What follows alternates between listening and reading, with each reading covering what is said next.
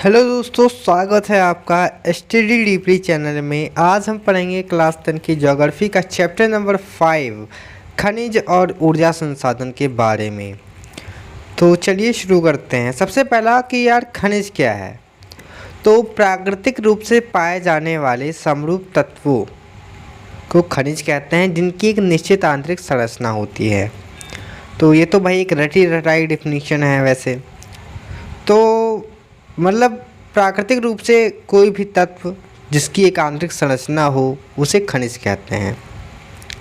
और संसाधन क्या है, तो हर वह वस्तु जो हमारी आवश्यकता की पूर्ति करे, जो हमारे लिए भाई हमारी आवश्यकता को पूरा कर रही है। और हर चीज़ें किसी न किसी प्रकार से हमारी आवश्यकताओं को पूरा करती हैं। आपके हाथ में जो फ़ोन है वो आपकी आवश्यकता पूरा कर रहा है, एंड आपके घर में बहुत सारी ऐसी चीज़ें हैं जो आपकी आवश्यकता पूरी ही करते रहते हैं। कहीं ना कहीं कोई ना कोई तरह से वो आवश्यकता पूरा करता है। तो वे सभी संसाधन हैं। और बहुत बड़ी डिफिनीशन है वैसे तो इसकी, जो आर्थिक रूप से संभाव्य और सांस्कृतिक रूप से मान्य हो। तो इसको डिटेल में पढ़ने के लिए आप चैप्टर 1 पढ़ सकते हैं ज्योग्राफी का, लिंक इन डिस्क्रिप्शन दे सकते हैं आप लोग। और ऊर्जा संसाधन, तो वे भाई संसाधन जो ऊर्जा हमें प्रदान करेंगे, जैसे पेट्रोल हो गया, डीजल हो गया और प्राकृतिक गैस हो गया, पेट्रोलियम, ये सब है। तो चलिए चैप्टर शुरू करते हैं। तो चैप्टर की शुरुआत यार ये यहाँ पे कहानी के साथ होती है, जिसमें हैवन जाता है अपने पिता के साथ गुवाहाटी टहलने। तो वहाँ पर कुछ कार्स रहती हैं, कुछ परिवहन साधन रहते हैं। तो उसको देख कर ऐसे लगता है कि वे कोई घर हैं। तो उसके पिता से पूछता है कि पापा जी ये मतलब कहाँ, हमारे गांव में ऐसा क्यों नहीं है, हमारे घर में क्यों, हमारे गांव में चलने वाले घर क्यों नहीं है। तो उसके पापा बताते हैं कि कोई घर नहीं है, ये कार्स हैं, बड़े बड़े यातायात के साधन हैं। तो यही है इस कहानी में। आप पढ़ लीजिए, कभी फुर्सत में पढ़िएगा। तो चलिए मेन चैप्टर से शुरू करते हैं। चैप्टर शुरू होता है यहाँ से कि हम अपनी रोज़मर्रा की ज़िंदगी में धातु से बनी विभिन्न वस्तुओं का प्रयोग करते हैं। तो करते तो हैं, अभी हम फ़ोन यूज़ कर रहे हैं, वो हमारे लिए संसाधन हो गया। वो भी हमारे लिए एक धातु का बना है, वो भी एक खनिज से बना है। क्या आप अपने घर में प्रयोग की जाने वाली धातु से बनी चीज़ों की सूची बना सकते हैं? ये धातुएं कहाँ से आती हैं? तो सबसे पहले आप अपने जो घरों में जो धातुएं पाए हैं, मतलब हैं, उनकी सूची बनाओ और सोचो कि भाई ये धातुएं एक्चुअली आती कहाँ से हैं। सबसे बड़ी बात यह है कि ये आती कहाँ से है यार। आपने पढ़ा था कि भूपर्पटी यानी पृथ्वी की सबसे ऊपरी, जैसे पृथ्वी है तो पृथ्वी का जो सबसे ऊपरी भाग है इसको भूपर्पटी बोलते हैं। एंड इंग्लिश में इसको क्रस्ट भी बोलते हैं, क्रस्ट बोलते हैं। पृथ्वी की ऊपरी परत तो विभिन्न खनिजों के योग से बनी है। तो इस परत में ना बहुत सारे खनिज हैं। मान लो एक खनिज है, बहुत सारे खनिज हैं, तो विभिन्न खनिजों के योग से बनी हुई है। इस खनिज का उपयोग शोधन करके ही ये धातुएं निकाली जाती हैं। तो देखो, मान लो ये एक खनिज है, तो इसमें धातु है। ये देखो, ये ब्लू ब्लू धातु है। तो इसको साफ़ सफाई करेंगे, शोधन करेंगे, तब ये जो ब्लू वाली धातु है ये बाहर निकल के आएगी। एंड इसमें कुछ पार्टिकल्स हैं जो कि यूजलेस हैं, इन्हें गैंग कहते हैं। गैंग यूजलेस चीज़ें होती हैं, क्योंकि जब धातु निकालोगे कुछ मिट्टी रेत जैसे कण रहेंगे जिन्हें गैंग कहते हैं। ये आप साइंस में पढ़ोगे। एंड हाँ, एक और कन्फ्यूजन जो भाई धातु में और अयस्क में लोगों को होती है, मुझे भी थी।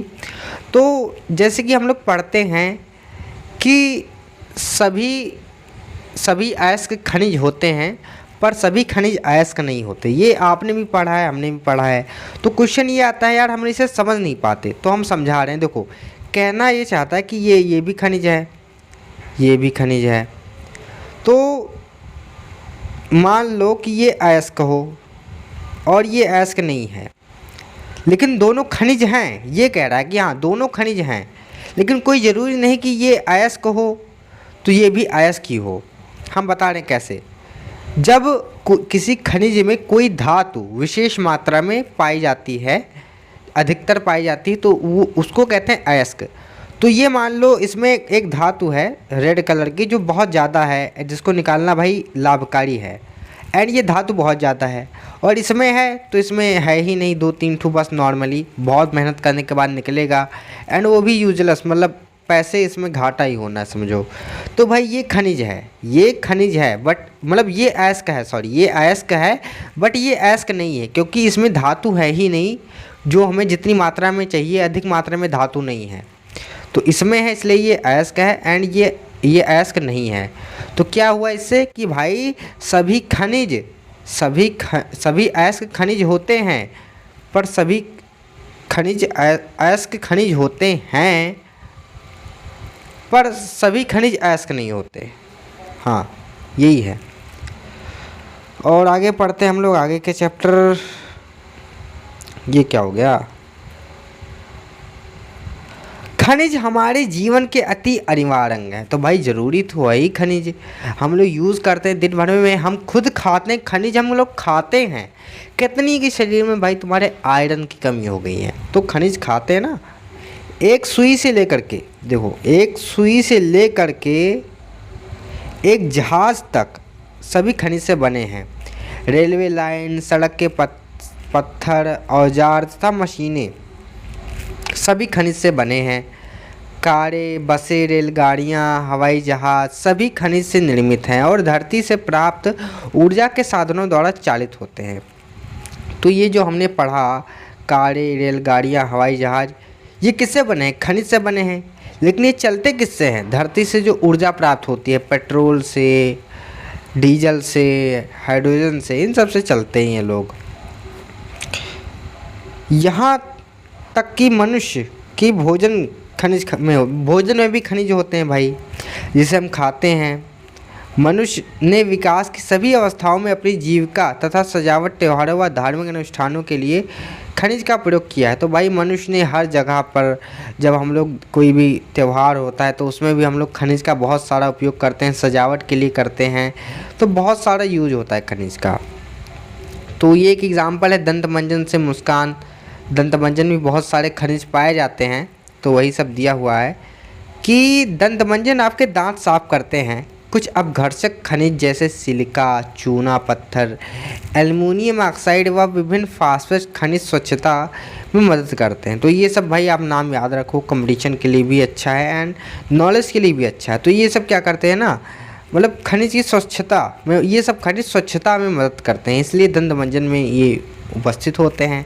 फ्लोराइड जो दांतों को गलने से रोकता है, फ्लोराइड नामक खनिज से प्राप्त होता है। ये क्या है, ये हमारे मतलब दंतमंजन में पाया जाता है, हमारे टूथपेस्ट में। तो ये दांतों को गलने से रोकता है और ये फ्लोराइड नामक खनिज से मिलता है। अधिकतर दंतमंजन टाइटेनियम ऑक्साइड से सफ़ेद बनाए जाते हैं, जो कि रायोटाइल, इल्मेनाइट और एनाटेज नामक खनिज से प्राप्त होते हैं। कुछ दंतमंजनों को चमक प्रदान करते हैं। ये सब दंतमंजन क्या होते हैं? चमक प्रदान करते हैं। उनका कारण अभ्रक है, जो भाई दांतों को थोड़ा चमकीला बनाते हैं ना, उनका कारण अभ्रक है। अभ्रक के बारे में भी चैप्टर में दिया है कि ये कई परतों के रूप में पाए जाते हैं, सस्तर शैलो, कई कलर्स के होते हैं अभ्रक। तो इन सब के बारे में आप चैप्टर में पढ़ोगे। टूथब्रश व पेस्ट की ट्यूब पेट्रोलियम से प्राप्त प्लास्टिक से बनी होती है। तो ये जो टूथपेस्ट होता है ना, जैसे कोलगेट जो ऊपर लिखा रहता है, ऊपर जो बना रहता है जिससे कवर रहता है ट्यूब, वो किससे बनती है? एल्युमिनियम से, जो प्लास्टिक प्राप्त होती है उससे बनती है। तो सजीवों के लिए खनिज की आवश्यकता, देखो खनिजों के बिना जीवन प्रक्रिया नहीं चल सकती। भाई हमारे शरीर में भी खनिज बहुत ज़्यादा ज़रूरी है। यद्यपि हमारे कुल पौष्टिक उपभोग का केवल 0.3% क्या होता है? खनिज होता है उसमें, लेकिन भाई ये क्या करता है? हमारे शरीर के विकास में मदद करता है। खनिज है तथापि इतने महत्वपूर्ण और गुणकारी हैं कि इनके बिना हम 99.7% भोज्य पदार्थों का उपयोग करने में भी असमर्थ होंगे, अगर हम लोग को ये ना मिले तो। अब क्वेश्चन आता है भाई, खनिज क्या है? खनिज क्या है? हाँ सही क्वेश्चन है भाई, हम बताए भी आपको खनिज क्या है, अब इसमें लिखा हुआ भी है, तो आइए अच्छे से समझते हैं यार खनिज क्या है।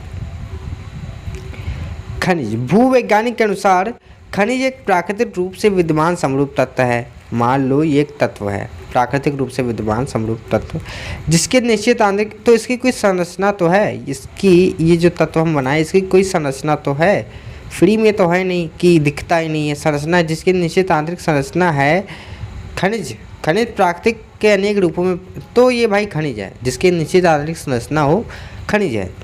प्राकृतिक में अनेक रूपों में पाए जाते हैं, जैसे कठोर हीरा, हीरा इतना कठोर है वो भी एक खनिज है, और नरम चूना तक सम्मिलित है। और चूना हम लोग देखते हैं कितना पतला होता है यार, उससे सफ़ेदी भी कर लेते हैं हम लोग, वो भी खनिज है। इतने तो खनिज इतने विविध क्यों हैं, मतलब इतने ज़्यादा रूपों में क्यों पाए जाते हैं, क्वेश्चन ये होना चाहिए। तो देखते हैं अभी आगे।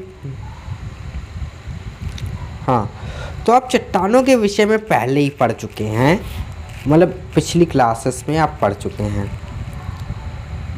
चट्टानें खनिज के समरूप तत्वों के यौगिक हैं। तो भाई चट्टानों में क्या है, खनिज हैं, खनिज तत्व हैं, वो एक प्रकार से उनके यौगिक हैं।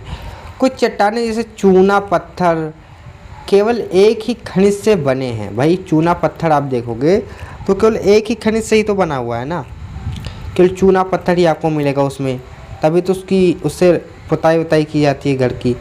लेकिन अधिकतर चट्टानें विभिन्न अनुपातों के अनेक खनिजों के योग हैं।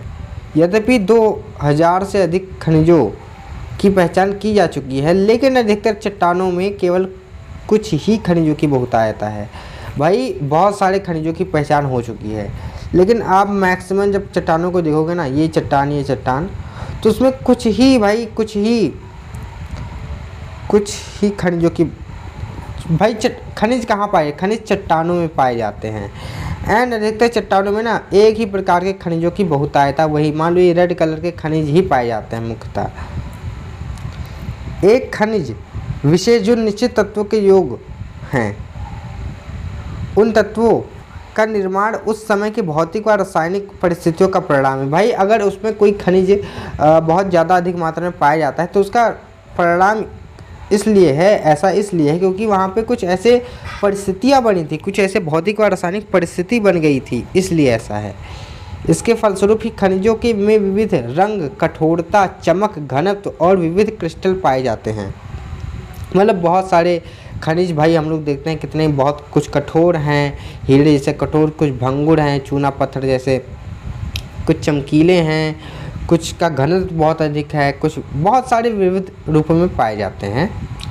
तो विभिन्न भूवैज्ञानिक इन्हीं विशेषताओं के आधार पर खनिजों का वर्गीकरण करते हैं। तो भूवैज्ञानिक खनिजों को अलग अलग भागों में कैसे बांटते हैं, उनकी कठोरता, चमक, घनत्व और विविध, मतलब क्रिस्टल के आधार पर उनको अलग अलग भागों में डिवाइड कर देते हैं। भूगोलविद व भूवैज्ञानिक द्वारा खनिजों का अध्ययन, तो देखते हैं।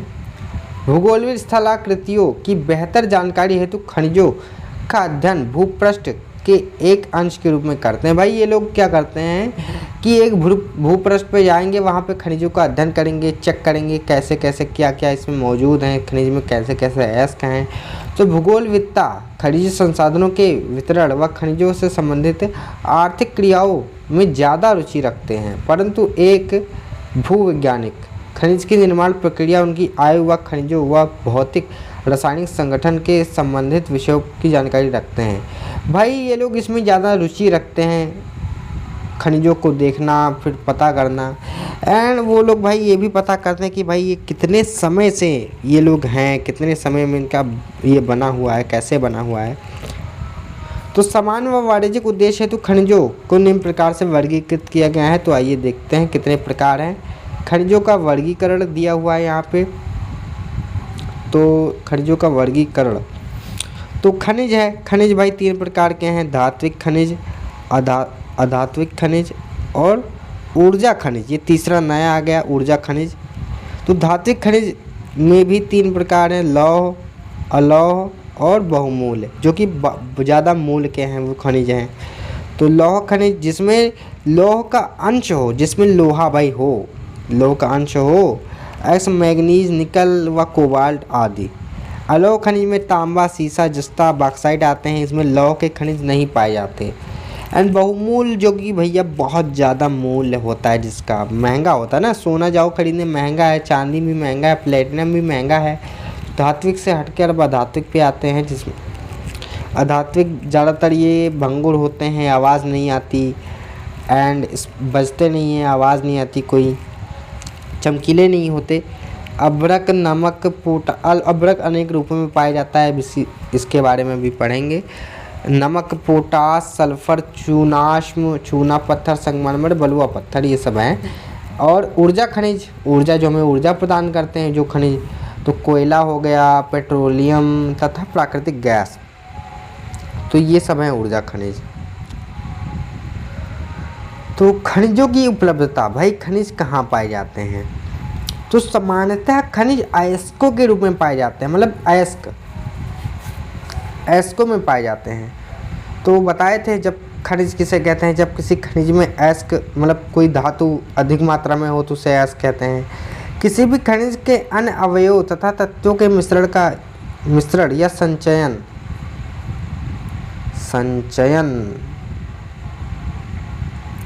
ऊपर है, ऊपर शायद, हाँ, हेतु अयस्क शब्द का प्रयोग किया जाता है।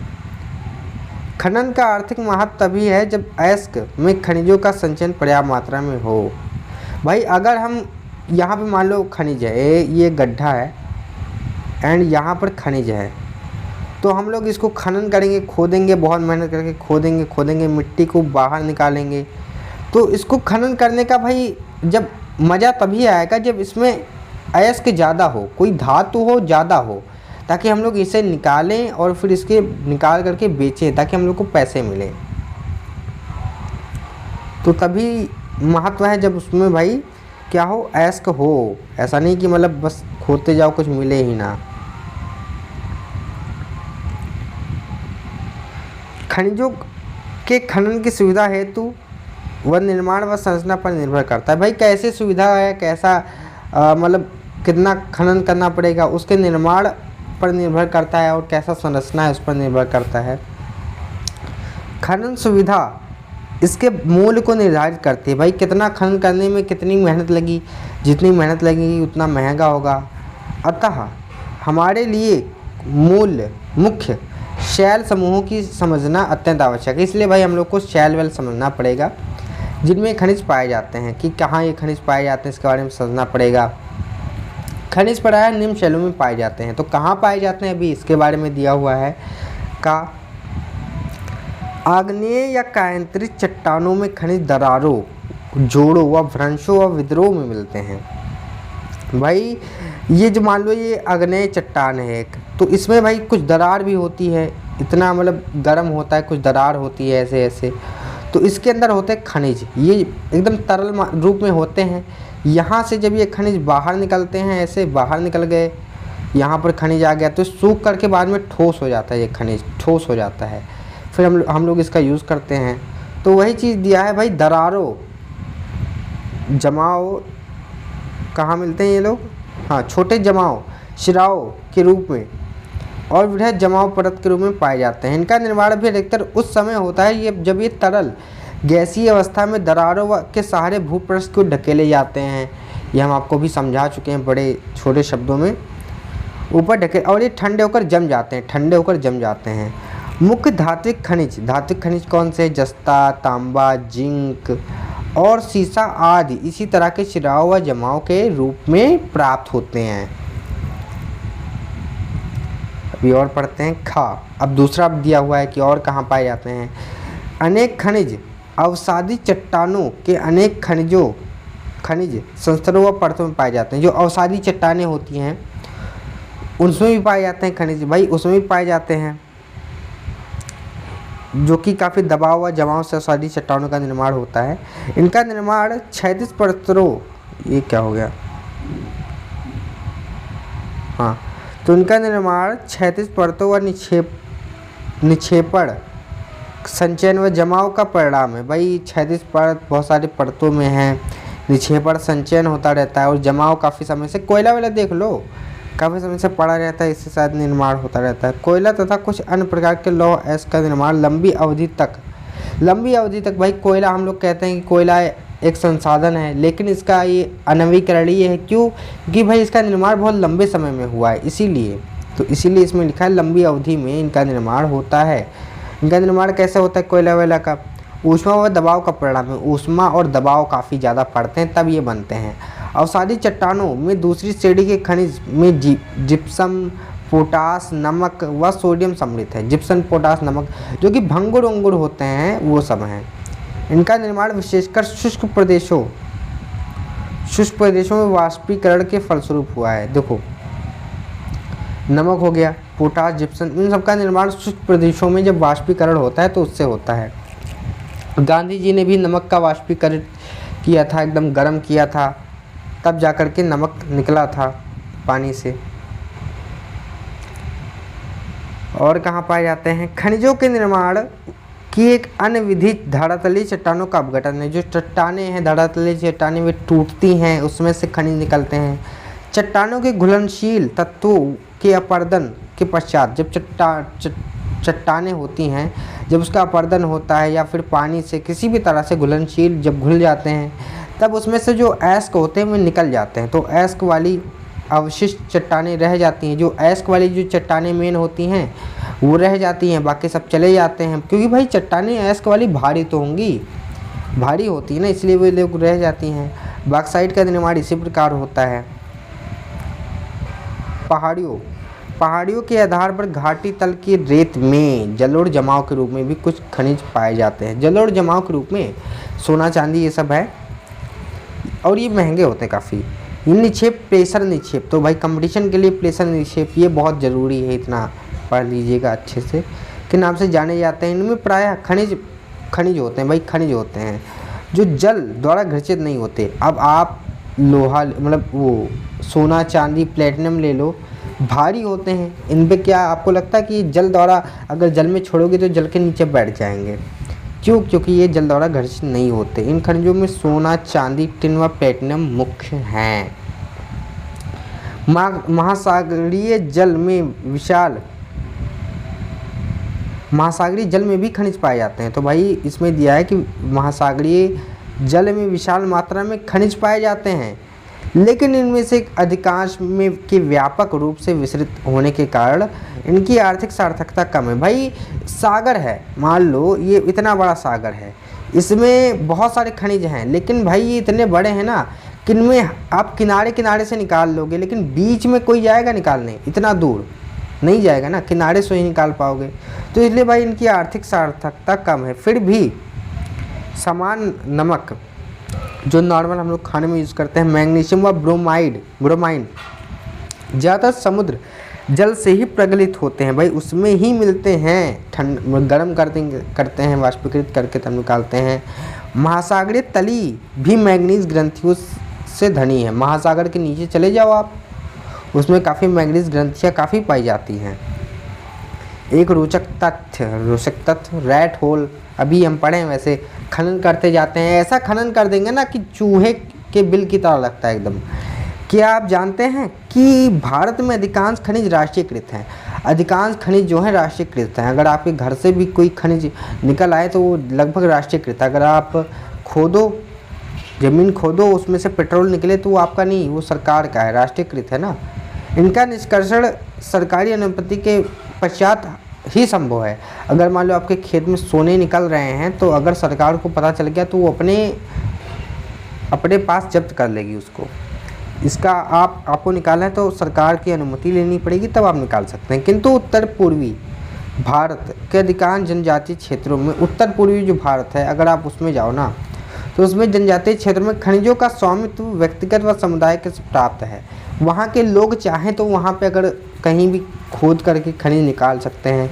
मेघालय में कोयला, लौह, अयस्क, चूना पत्थर व डेलोमाइट के विशाल निक्षेप पाए जाते हैं। जोवाई चेरापूंजी में कोयले का खनन परिवार के सदस्य द्वारा लंबी संकीर्ण सुरंग के रूप में किया जाता है। जो जेवाई, इन सब में ऐसा खनन करते हैं ना जैसा लगेगा कि एकदम सुरंग बन गई है, चूहे जैसे चूहे बनाते हैं अपना बिल वैसे, जिसे रैट होल खनन भी कहते हैं। नेशनल ग्रीन ट्रिब्यूनल ने इन क्रियाकलापों को अवैध घोषित किया है। भाई अवैध घोषित किया, क्यों किया? क्योंकि भाई उसके अंदर ऑक्सीजन की कमी भी तो हो जाती है। आप ऐसे ऐसे खोदते जाओ, एक तो मिट्टी का निम्नीकरण होता है, उसमें कोई फंस जाए अभी तो भी दिक्कत है। अगर आप मान लो यहाँ पे ऐसे खनिज कर रहे हो, यहाँ से पानी भरने लगा, कहीं निकलने लगा तो भी दिक्कत हो जाएगी। इसलिए इसको अवैध घोषित किया और सलाह दी कि ये तुरंत रोक दिए जाने चाहिए। अच्छा किया भाई, कोई गलत काम थोड़ी किया। भारत में अच्छे और विविध प्रकार के खनिज संसाधनों में सौभाग्यशाली। भाई भारत में अनेक प्रकार के खनिज पाए जाते हैं, यद्यपि इनका वितरण असमान है। भाई असमान है, कहीं पे ज़्यादातर एक ही प्रकार के खनिज उपलब्ध हैं हर जगह। मोटे तौर पर प्रायद्वीपीय चट्टानों में कोयला, धातु, अब झारखंड वारखंड में ज़्यादातर कोयला है और सब इलाकों में इसकी कमी है, जैसे उत्तर प्रदेश में इसकी कमी है। कोयला, धात्विक खनिज, अभ्रक व अन्य अनेक अधात्विक खनिजों के अधिकांश भंडार संचित है। प्रायद्वीपीय के पश्चिमी और पूर्वी पार्श्वों पर गुजरात और असम के तलछटी चट्टानों में अधिकांश खनिज तेल निक्षेप पाए जाते हैं। तो भाई पश्चिमी और पूर्वी गुजरात में और असम में क्या पाए जाते हैं? तेल निक्षेप पाए जाते हैं अधिकांश। प्रायद्वीपीय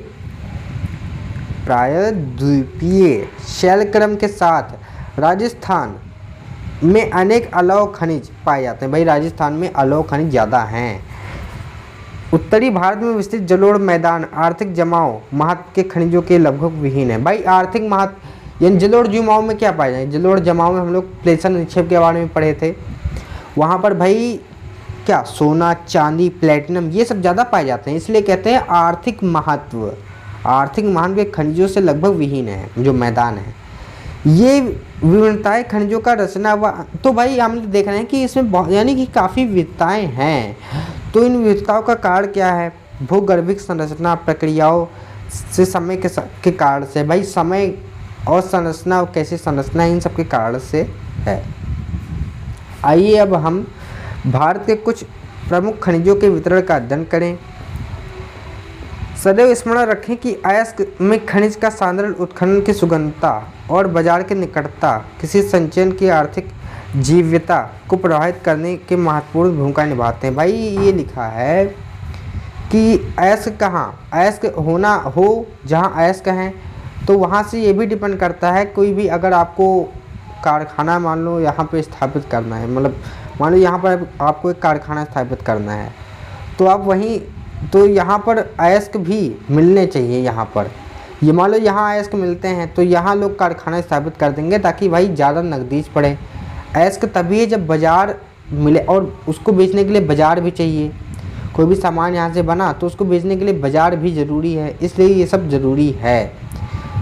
तो अब हम कुछ तो इसीलिए उत्खनन तभी होगा जब भाई बाज़ार की सुगमता, ये क्या हो गया, आर्थिक जीवता को प्रभावित करने के लिए महत्वपूर्ण भूमिका निभाते हैं। अतः मांग की पूर्ति के लिए अनेक संभव विकल्पों में से चयन करना पड़ता है।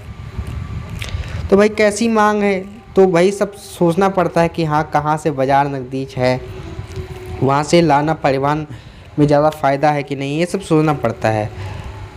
ऐसा हो जाने के बाद खनिज निक्षेप बताओ भंडार खदान में परिवर्तित हो जाता है। जब वहाँ पे ऐसा होगा भाई बाज़ार हम लोग बेच सकते हैं, बाज़ार में वहाँ कारखाने स्थापित कर सकते हैं, परिवहन लायक रोड है बढ़िया, तब जा कर के वो भाई वहाँ पे जो निक्षेप हैं खनिज पाए जाते हैं उपलब्ध हैं, उसको हम लोग उस भंडार को उसको खुदाई करके खदान में परिवर्तित करते हैं। तो अभी पढ़ते हैं लौह खनिज। तो लौह खनिज धात्विक खनिजों के कुल उत्पादन मूल के 3/4 भाग का योगदान देते हैं। तो भाई धात्विक खनिज के 3/4 भाग ना लौह खनिज योगदान देते हैं। ये धातु शोधन उद्योग के विकास को मजबूत आधार प्रदान करती हैं। तो जो शोधन उद्योग होते हैं, शोधन जिसमें होता है धातु, उनको मजबूत आधार प्रदान करती हैं। भारत अपनी घरेलू मांगों को पूरा करने के पश्चात बड़ी मात्रा में धात्विक खनिजों का निर्यात करता है। तो पहले भारत अपनी खुद की मांग पूरी करता है, जो उसको ज़रूरी है वो खनिज ले लेता है, और इसके बाद क्या करता है, ये इनका निर्यात भी करता है। ऐसा नहीं है कि सिर्फ वो भारत अपना ही यूज़ करता है, निर्यात भी करता है इन सब का। लौह अयस्क, तो लौह की बात करेंगे, काफ़ी ज़्यादा यूज़ होता है, उड़ीसा में सबसे ज़्यादा है शायद, हाँ उड़ीसा में आप 52% सबसे ज़्यादा, उड़ीसा में ज़्यादातर खनिज पाए ही जाते हैं। और फिर झारखंड में पाए जाते हैं, कर्नाटक में भी पाए जाते हैं, छत्तीसगढ़ में भी पाए जाते हैं। एंड ये क्या है, ये कौन सा है, अन्य, अन्य 7% है। लौह अयस्क, लौह अयस्क क्या है, लौह अयस्क एक आधारभूत खनिज और तथा औद्योगिक विकास की रीढ़ है। भाई आधारभूत है भाई, बहुत ज़रूरी है, हर जगह लोहा यूज होता है। हाँ वो बात अलग है कि लोहे में थोड़ा मिक्स कर देते हैं कोई चीज़ ताकि उसका ज़्यादा जल्दी उसमें जंग ना लगे, और उद्योगों में तो काफ़ी यूज होता है वैसे लौह खनिज का। तो क्या आप जानते हैं कन्नड़ भाषा में कुदरे शब्द का अर्थ है घोड़ा, घोड़ा, कुदरे, कुदरे मुख एक खान है। कर्नाटक के पश्चिमी घाट की सबसे ऊंची चोटी घोड़े के मुख से मिलती है, वो घोड़े के चेहरे मतलब मुख से, मुंह से मिलती जुलती है। बेलाडीला की पहाड़ियाँ, और बेलाडीला की पहाड़ियाँ किससे मिलती हैं, बैल, जो ये बैल होता है ना उसके पीछे जो हम्प होता है ऐसे बैल का, ये क्या बन गया यार, ये बैल बना, ऐसे बैल होता है, बैल के नीचे ऐसे ऐसे हम्प होता है, ये जो पीछे वाला पार्ट जो निकला होता है उसे कहते हैं हम्प, से मिली जुली जिसके परिणाम से इसका नाम पता है। अब इसी के कारण इसी के आकार की है वो पहाड़ी, ऐसे बैल के हम्प के आकार की, इसलिए उसे बेलाडीला नाम इसका पड़ गया था। ये आप देख सकते हैं लौह अयस्क की खदान है, ऐसे ऐसे खोदते हैं इसको सीढ़ीदार बना करके, नीचे नीचे नीचे ऐसे इसको खोदते रहते हैं। विकास की, तो ये औद्योगिक विकास की रीढ़ है। भारत में लौह अयस्क के विपुल संसाधन विद्यमान है, बहुत सारे संसाधन हैं। भारत उच्च कोटि के लोहांश युक्त लौह अयस्क में धनी, भाई उच्च कोटि का मैग्नेटाइट पाया जाता है भारत में। मैग्नेटाइट सर्वोत्तम प्रकार का लौह अयस्क है जिसमें 70% लोहांश पाया जाता है। तो भाई जिसमें लोहांश ज़्यादा होते हैं वही ज़्यादा बढ़िया है। तो मैग्नेटाइट में 70% पाया जाता है, और ये चुंबक मैग्नेट से बना है इसका नाम मैग्नेटाइट। तो इसमें चुंबकीय गुण, सीधी सी बात है, चुंबकीय गुण होते हैं जो विद्युत उद्योग के विशेष रूप से उपयोग होते हैं। भाई चुंबक का उपयोग विद्युत में होता है। हेमेटाइट सर्वाधिक महत्वपूर्ण औद्योगिक लौह अयस्क है। भाई ये मैग्नेटाइट से उतना अच्छा तो नहीं है, लेकिन ये काफ़ी अच्छा है तब भी, क्योंकि ये ज़्यादातर उद्योगों में यूज होता है, जिसका अधिकतम मात्रा में उपभोग हुआ है, ज़्यादातर इसका ही उपयोग हुआ है। किंतु लोहांश की मात्रा मैग्नेटाइट की अपेक्षा थोड़ी कम होती है, इसमें 50 से 60% तक लोहांश पाया जाता है। भारत में लौह अयस्क की पेटियां हैं, अभी उसके बारे में पढ़ेंगे। ओडिशा झारखंड पेटी, तो ओडिशा झारखंड पेटी सबसे पहली है। ओडिशा में उच्च कोटि का हेमेटाइट किस प्रकार का अयस्क मयूर, तो भाई ओडिशा में बहुत ज़्यादा लोहा सबसे ज़्यादा पाया जाता है, 52% तक शायद। ओडिशा में उच्च कोटि का हेमेटाइट किस प्रकार लौह अयस्क मयूरभंज व केंदुझर जिलों में बादाम पहाड़ियाँ खदानों के से निकाला जाता है। भाई मयूरभंज केंदुझर काफ़ी फेमस ज़िले हैं, उसमें भाई लौह अयस्क काफ़ी पाए जाते हैं। इसी से सन्निहित झारखंड में सिंहभूमि जिले में गुआ तथा नामुंडी में हेमेटाइट अयस्क का खनन किया जाता है, इसमें भी हेमेटाइट अयस्क का खनन किया जाता है। दुर्ग, बस्तर, चंद्रपुर पेटी, यह पेटी महाराष्ट्र व छत्तीसगढ़ राज्यों में अंतर्गत पाई जाती है। छत्तीसगढ़ के दो, ये सब आप पढ़ोगे समझ जाओगे अच्छे से। इसमें कुछ डिटेल क्या दें, इसमें बस ये जो लिखा है वही दोबारा बोलेंगे। तो बस्तर जिलों में बेलाडीला पहाड़ी श्रृंखला के अति उत्तम कोटि हेमेटाइट पाया जाता है। हेमेटाइट मैग्नेटाइट के बाद हेमेटाइट सबसे बढ़िया, जिसमें यहाँ पाया जाता है, जिसमें क्या है, इसमें गुणवत्ता के 14 जमाव मिलते हैं। इसमें इस्पात बनाने में आवश्यक सर्वश्रेष्ठ भौतिक गुण विद्यमान। भाई इस्पात बनाने के लिए ना यहाँ पर जो खनिज पाए जाते हैं इसके बारे में भी पढ़ा, उसमें काफ़ी सर्वश्रेष्ठ गुण विद्यमान हैं। इन खदानों को लौह अयस्क विशाखापट्टनम के जापान, दक्षिण कोरिया व निर्यात किया जाता है। तो अच्छा ये ज़रूरी चीज़ है कि विशाखापट्टनम से जो लौह अयस्क का निर्यात होता है, सबसे पहले ये याद रखो, विशाखापट्टनम से लौह अयस्क का निर्यात होता है, और कहाँ होता है, तो होता है जापान और दक्षिण कोरिया में होता है। हाँ ये दो चीज़ें याद रखनी ज़रूरी है। ये विशाखापट्टनम में लौह अयस्क का निर्यात होता है, कहाँ होता है, जापान और दक्षिण कोरिया में। बल्लारी, चित्रदुर्ग, चंगमुलुरु तुमकुरपेटी, काफ़ी अजीब नाम है ना इसका, काफ़ी अजीब है। कर्नाटक की इस पेटी में लौह अयस्क की बृहत्तम राशि संचित है। लौह अयस्क काफ़ी है कर्नाटक की इस पेटी में। कर्नाटक में पश्चिमी घाट में अवस्थित कुद्रेमुख की खान 100% निर्यात इकाई है।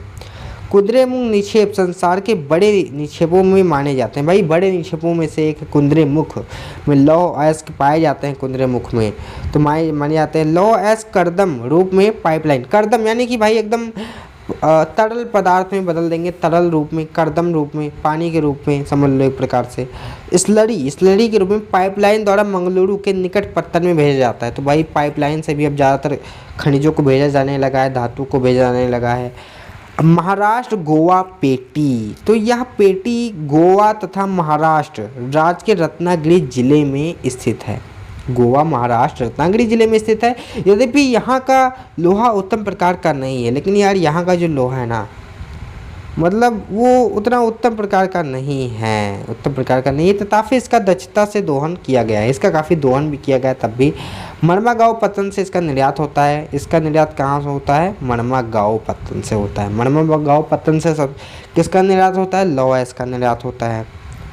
तो आई थिंक कि अब चैप्टर को होना यहाँ हमें रोक देना चाहिए। बाकी चैप्टर 3 पार्ट में कंप्लीट हो जाएगा। तीसरे पार्ट में ऊर्जा खनिज वनिज के बारे में पढ़ लेंगे हम लोग। पहले पार्ट में हम लोग यहाँ तक काफ़ी अच्छे से पढ़ चुके हैं। तो एनसीईआरटी एक बार आप खुद से पढ़िएगा, काफ़ी अच्छे से समझ आएगा। क्योंकि एनसीईआरटी भाई पढ़ना ना बहुत ज़रूरी है। एनसीईआरटी में अगर आप अच्छे से 2-3 बार पढ़ोगे तो काफ़ी अच्छी नॉलेज आपको मिल जाएगी। कोई और बुक पढ़ने की ज़रूरत नहीं पड़ेगी। चाहे आप कंपटीशन के लिए पढ़ो, और कंपटीशन के लिए तो ज़रूरी है ही, सारे क्लास के एनसीईआरटी पढ़ना ज़रूरी है। और अगर आप बोर्ड्स की तैयारी कर रहे हो क्लास 10th की, तो भैया एनसीईआरटी आप रट लो, सबसे बढ़िया। हम भी रटे थे, हम भी पढ़ते थे, तो हम भी एक बार नहीं, हम कम से कम बहुत 10-20 बार पढ़ ली इसको, समझ लो। पढ़ते ही रहते थे, एक दिन में एक चैप्टर। और जितना पढ़ो ना उतना डिटेल में समझ के पढ़ो। तो अभी हम पढ़ाएं, आप खुद से पढ़ोगे, काफ़ी समझ में आएगा आपको, डोंट वरी अबाउट डैट। तो अब हम मिलते हैं अगले वीडियो में कल दोबारा। तो अगर आपको चैनल पसंद है, मतलब पढ़ाई हमारी पसंद है, तो आप चैनल को लाइक सब्सक्राइब शेयर करना ना भूलें। और व्यूवर्स पे मत जाइए, व्यूज़ काफ़ी कम हो सकते हैं, क्योंकि भाई अभी चैनल नया है तो व्यूज़ कम है। आप लोग सपोर्ट करेंगे तो व्यूज़ भी बढ़ जाएंगे। वैसे तो सबसे ज़रूरी चीज़ है नॉलेज काफ़ी ज़रूरी चीज़ है, तो उसको पढ़ते रहिए। Thanks for watching, see you again, bye bye, meet you in next video. And please like subscribe and share करना ना भूलें, और कमेंट भी करें प्लीज़, कमेंट पढ़ के अच्छा लगता है। तो यहाँ तक फिर से टिक कर लेते हैं यार, यहाँ तक हम लोग पूरा डिटेल में यहाँ तक पढ़ चुके हैं। यहाँ तक मैंगनीज से कल पढ़ेंगे। Bye bye.